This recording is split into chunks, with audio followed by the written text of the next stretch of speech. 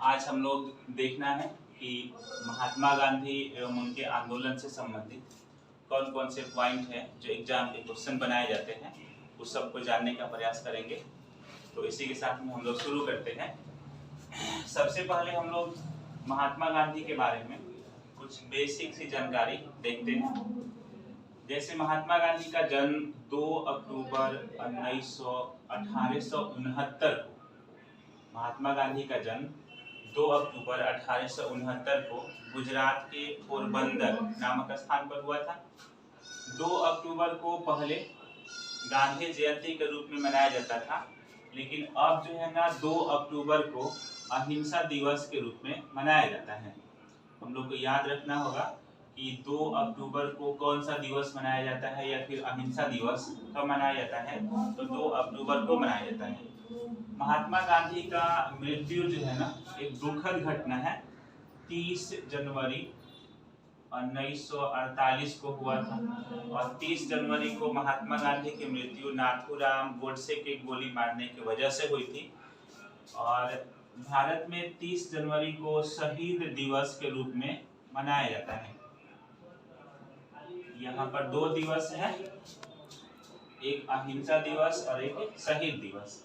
शहीद दिवस महात्मा गांधी के पुण्यतिथि पर मनाया जाता है। अहिंसा दिवस महात्मा गांधी के जन्म दिवस पर मनाया जाता है।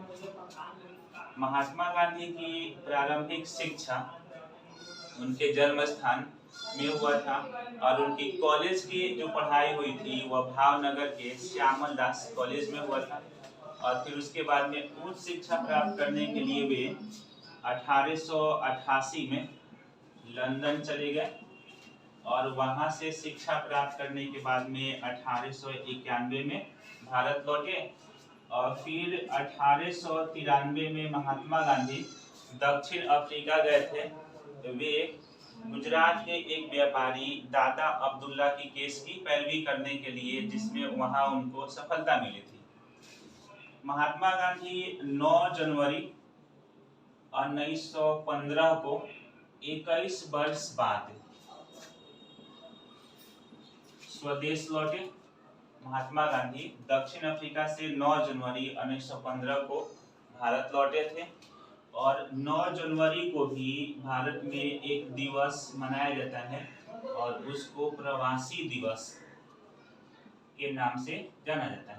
यानी भारत में प्रवासी दिवस कब मनाया जाता है, तो 9 जनवरी को। और 9 जनवरी को प्रवासी दिवस इसलिए मनाया जाता है क्योंकि उसी दिन महात्मा गांधी 1915 में दक्षिण अफ्रीका से 21 वर्ष के बाद में स्वदेश लौटे थे। महात्मा गांधी भारत में जब आए 1915 में, तो इसके बाद 1916 में उन्होंने साबरमती आश्रम की स्थापना गुजरात के अहमदाबाद जिले के साबरमती नदी के किनारे किए थे। और फिर 1916 में ही वे BHU के उद्घाटन समारोह में पहली बार सार्वजनिक भाषण दिए थे बनारस में। और बनारस में ही BHU के उद्घाटन समारोह में बिहार के किसान नेता राजकुमार शुक्ल गांधी जी से मिले थे और वे बिहार आने के लिए गांधी जी को निमंत्रण दिए थे और गांधी जी उसको स्वीकार किए।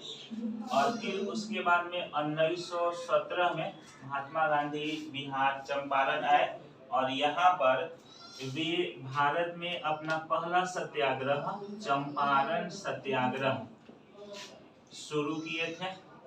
और ये गांधी जी का भारत में पहला सत्याग्रह था। हालांकि हम लोगों को याद रखना होगा कि गांधी जी का पहला सत्याग्रह दक्षिण अफ्रीका में हुआ था और भारत में पहला सत्याग्रह जो है ना वह चंपारण में 1917 में हुआ था। इसके बाद में यह व्यवस्था जो है ना, मतलब कि चंपारण सत्याग्रह जो है, महात्मा गांधी का भारत में पहला सत्याग्रह चंपारण सत्याग्रह तीनकठिया व्यवस्था के विरुद्ध था। और तीनकठिया व्यवस्था जो था वह बिहार के किसानों पर अंग्रेजों के द्वारा एक ऐसी व्यवस्था लागू की गई थी कि जिसमें ये अनिवार्य था कि उनके अपने जमीन के 1/3 भाग पर, मतलब 20 भाग में 3 भाग पर नील की खेती करना अनिवार्य होता था। और नील की खेती करना किसानों के लिए काफी नुकसानदेह था। इसीलिए इसका विरोध किसान करना चाहते थे और चंपारण के किसान नेता राजकुमार शुक्ल जो है ना, वह गांधी जी को इसमें हस्तक्षेप करने की कोशिश किए थे, आमंत्रित किए थे।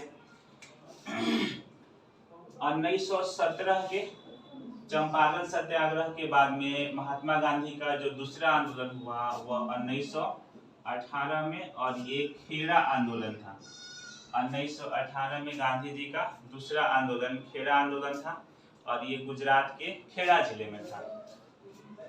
खेड़ा आंदोलन जो था तो यह भी एक किसान आंदोलन था। 1918 में खेड़ा में सूखा पड़ गया था, जिसके वजह से किसानों की उपज नहीं हो पाई थी और अंग्रेज जबरदस्ती लगान की वसूल करना चाह रहे थे।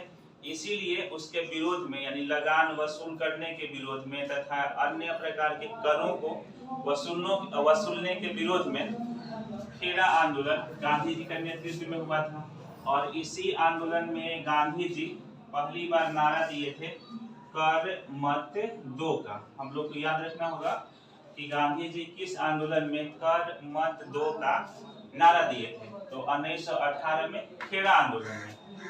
गांधी जी 1918 में ही एक और आंदोलन गुजरात में ही शुरू किए थे, और वह जो आंदोलन था अहमदाबाद के मिल मजदूरों का आंदोलन, अर्थात औद्योगिक आंदोलन। 1918 में ही महात्मा गांधी पहली बार भूख हड़ताल किए थे। ये हम लोग को याद रखना होगा कि महात्मा गांधी पहली बार कब और किस आंदोलन में भूख हड़ताल किए थे, तो 1918 के जो औद्योगिक आंदोलन था या फिर अहमदाबाद के मिल मजदूरों का जो आंदोलन था, उसी आंदोलन में भूख हड़ताल किए थे। इसके बाद में 1919 में महात्मा गांधी पर्सनली व्यक्तिगत रूप से कोई आंदोलन तो नहीं किए, लेकिन भारत में 1919 में अली बंधुओं के द्वारा खिलाफत आंदोलन हुआ था, और इस आंदोलन में महात्मा गांधी मुसलमानों का समर्थन किए थे। और जब 1920 में महात्मा गांधी अपना असहयोग आंदोलन शुरू किए थे, तो वह भारत के मुसलमानों से समर्थन प्राप्त करने की कोशिश किए थे। गांधी जी का 1918 के बाद में 1920 में आंदोलन शुरू हुआ, असहयोग आंदोलन। असहयोग आंदोलन 1 अगस्त 1920 को हुआ था शुरू। 1 अगस्त 1920 को इसे शुरू किया गया था, और यह आंदोलन जो था तो वह भारत में गांधी जी का पहला जन आंदोलन था, जिसमें भारत के सभी वर्ग के लोग इसमें शामिल हुए थे। इसमें महिलाएं भी शामिल हुई थी, किसान भी शामिल हुए थे, और यह कहा जाता है कि भारत में गांधी जी का पहला जो है ना जन आंदोलन है। असहयोग आंदोलन में ही गांधी जी नारा दिए थे कि 1 वर्ष के भीतर स्वराज की प्राप्ति। 1 वर्ष के भीतर स्वराज की प्राप्ति का लक्ष्य रखा था। लेकिन 5 फरवरी 1922 को चौरा चौरी कांड हुआ था, जिसके वजह से महात्मा गांधी जी दुखित होकर के और असहयोग आंदोलन को स्थगित करने के लिए वापस करने की घोषणा 12 फरवरी 1922 को किए थे। और यह आंदोलन को वापस लेने की घोषणा महात्मा गांधी बारडोली से किए थे। महात्मा गांधी बारडोली से असहयोग आंदोलन को वापस लेने की घोषणा किए थे। इस प्रकार असहयोग आंदोलन जो है ना असफल रहा, मतलब बीच में ही यह समाप्त हो गया। 1922 के बाद, मतलब 20 में तो शुरू हुआ था, 22 में समाप्त हो गया असहयोग आंदोलन। इसके बाद में महात्मा गांधी 1930 में फिर से एक अपना आंदोलन शुरू किए, और वह आंदोलन जो था वह सविनय अवज्ञा आंदोलन। सविनय अवज्ञा आंदोलन, और सविनय अवज्ञा आंदोलन जो था तो यहाँ से एग्जाम में बहुत सारे क्वेश्चन देखने को मिलता है। सविनय अवज्ञा आंदोलन जो है ना, तो यह 12 मार्च 1930 को साबरमती आश्रम से दांडी यात्रा के साथ में शुरू हुआ था। सविनय अवज्ञा आंदोलन दांडी यात्रा के साथ में 12 मार्च 1930 से शुरू हुआ, और दांडी यात्रा जो है महात्मा गांधी 78 सहयोगियों के साथ में शुरू किए थे। उनके साथ में 78 उनके सहयोगी यात्रा के लिए चले थे और वे 24 दिन तक पैदल चले और 388 किलोमीटर तक पैदल चलने के बाद में 5 अप्रैल को पहुंचे और 6 अप्रैल को महात्मा गांधी सविनय अवज्ञा आंदोलन समुद्र के जल से सांकेतिक रूप से नमक बना करके इस आंदोलन की शुरुआत किए थे। सविनय अवज्ञा आंदोलन जो है, ये सविनय अवज्ञा आंदोलन गांधी इरविन समझौता, गांधी इरविन समझौता 5 मार्च 1930 को हुआ था और इसी समझौता के तहत सविनय अवज्ञा आंदोलन को समाप्त कर दिया गया। यह समझौता दिल्ली में हुआ था, इसीलिए कहा जाता है कि गांधी इरविन समझौता जो है ना, वो दिल्ली समझौता के नाम से जाना जाता है। दिल्ली समझौता यानी गांधी इरविन समझौता के तहत ही, मतलब उसी के परिणाम स्वरूप महात्मा गांधी दूसरे गोलमेज सम्मेलन में भाग लेने के लिए तैयार हो गए थे। गोलमेज सम्मेलन जो है ना, तो वह 3 बार हुआ था। गोलमेज सम्मेलन 3 बार हुआ था, 1930 में, 1931 में और 1932 में। 1930 में पहला गोलमेज सम्मेलन हुआ था, तो उसमें कांग्रेस जो है ना 1930 में पहला गोलमेज सम्मेलन में भाग नहीं लिया था। दूसरा गोलमेज सम्मेलन 1931 में हुआ और इसमें कांग्रेस भाग लिया था और कांग्रेस का नेतृत्व महात्मा गांधी ने किया था। 1931 में 1932 में तीसरा गोलमेज सम्मेलन हुआ था और तीसरा गोलमेज सम्मेलन का महात्मा गांधी ने और कांग्रेस ने बहिष्कार किया था। और हम लोग को याद एक और क्वेश्चन यहाँ पर रखना होगा कि तीनों गोलमेज सम्मेलन में भाग लेने वाले जो नेता थे बिहार के, वह भीमराव अंबेडकर थे। भीमराव अंबेडकर जो थे, तो वह तीनों गोलमेज सम्मेलन में भाग लेने वाले भारतीय नेता थे जो दलितों का प्रतिनिधित्व करते थे। दूसरा गोलमेज सम्मेलन में गांधी जी शामिल हुए, लेकिन वह सफल नहीं रहे। वह सांप्रदायिकता के मुद्दे पर यह आंदोलन, यह जो सम्मेलन असफल रहा और वहां पर गांधी जी खाली हाथ लौट आए। असहयोग आंदोलन के बाद में महात्मा गांधी 1942 में भारत छोड़ो आंदोलन,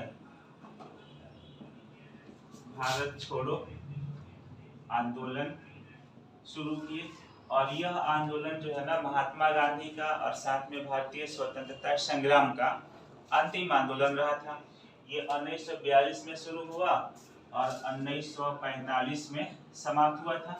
इसके समाप्ति के बाद में अंग्रेजों ने भारत को आजाद करने की घोषणा कर दिए थे और 1942 का जो भारत छोड़ो आंदोलन था, तो इसकी घोषणा जो है ना 8 अगस्त 1942 को महात्मा गांधी मुंबई के ग्वालियर टैंक मैदान से किए थे और नारा दिए थे करो या मरो का। अर्थात अंग्रेजों की तरफ से था, अंग्रेजों के लिए था कि भारत को आजाद करो और भारतीयों के लिए संदेश था कि आजादी पाने के लिए खुद को बलिदान भी देना पड़े तो देना पड़े, मतलब दिया जाए यानी मरो, आजाद करो या फिर मरो, ये था।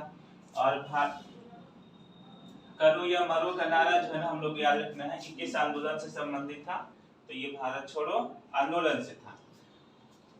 भारत छोड़ो आंदोलन की शुरुआत 9 अगस्त 1942 को हुआ और 9 अगस्त 1942 को जब भारत छोड़ो आंदोलन की शुरुआत की गई, तो अंग्रेजों की तरफ से ऑपरेशन जीरो आवर के तहत इस आंदोलन के सभी शीर्ष कांग्रेसी नेताओं को गिरफ्तार करने के लिए अंग्रेजों ने प्लान बनाया था और ऑपरेशन जीरो आवर के तहत कांग्रेस के प्रमुख नेताओं को गिरफ्तार कर लिया गया।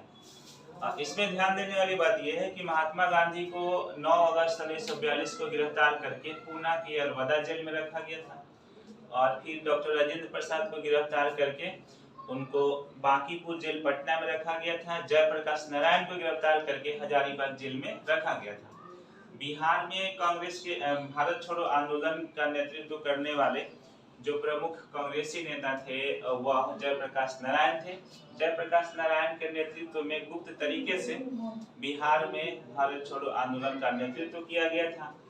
1942 में उनको गिरफ्तार किया गया था और वे 1943 में हजारीबाग जेल से अपने सहयोगियों के साथ में जेल से फरार हो गए और फरार होकर के नेपाल चले गए और नेपाल के जंगल में ही जाकर के वे आजाद दास्ता नामक एक गुप्त संगठन की स्थापना किए और उसी संगठन के माध्यम से बिहार में भारत छोड़ो आंदोलन को नेतृत्व किए थे और उसका परिणाम काफी प्रभावी रहा था।